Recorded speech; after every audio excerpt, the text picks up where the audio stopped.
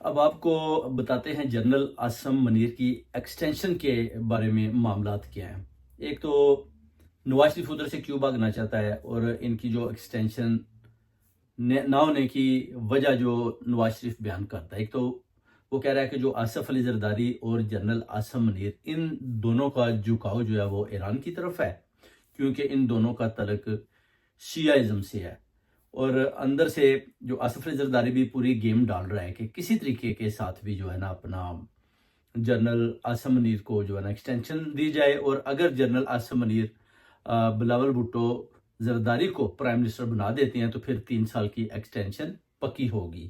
جس پر پہلے میاں نواز شریف چاہتے تھے کہ جنرل عاصم منیر کو ایکسٹینشن دی جائے، مگر جیسے ہی انہیں پتہ چلتا ہے کہ ان کا تو تعلق شیعہ سے ہے، اور یہ آصف علی زرداری بھی شیعہ ہے، اور یہ آپس میں جو ہے نا ان کے جو ہے نا آپس میں جو مذاکرات ہو رہے ہیں